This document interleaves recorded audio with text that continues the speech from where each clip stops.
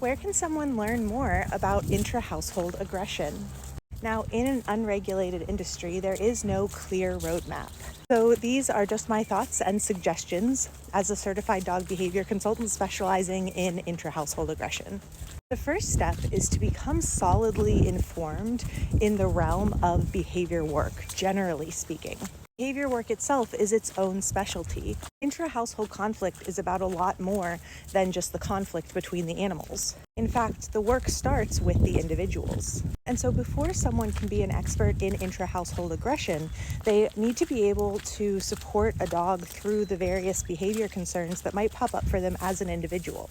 That means having a solid understanding of chronic dysregulation, anxiety disorders, hyperarousal, hypoarousal, trauma disorders. It means having a solid understanding of aggression in general, and the various nuances that entails: family-directed aggression, conflict aggression, intersections of pain and breed.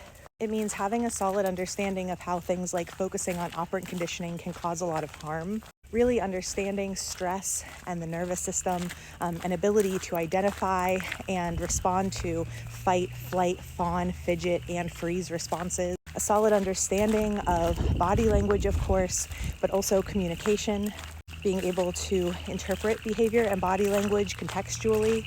It means having the skills to support the human clients, and the unpacking of all of the things that can get in the way of being safe people for our dogs or supporting our dogs through stressful situations. Being able to hold space for all of the big feelings that come with that. It involves being able to go with an individual through an enrichment framework, looking at sleep and ensuring things like mental stimulation and physical exercise and social interactions aren't just being checked off like a box, but are being appropriately satiated for the individual in front of us. It means a solid understanding of where co-regulation and self-regulation play a role, how we build resilience to stress. And so all of those things are going to be really, really relevant in intra-household cases and very dynamic in intra-household cases.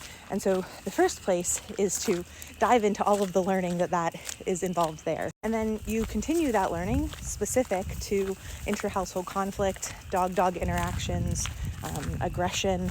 This involves having a healthy network of other professionals so that when, as the behavior consultant, we identify concerns like physical health concerns, for example, which are present in the majority of cases involving aggressive behavior, you have a network to lean into. There are a lot of options out there. There are a lot of webinars and conference presentations specifically on intra-household aggression. I did a 90-minute intra-household aggression conflict presentation for the IABC Foundation, I think in 2024, maybe 2023. What is time? There are courses like I've done the Aggression in Dogs Master course, and that has an entire section on intra-household aggression.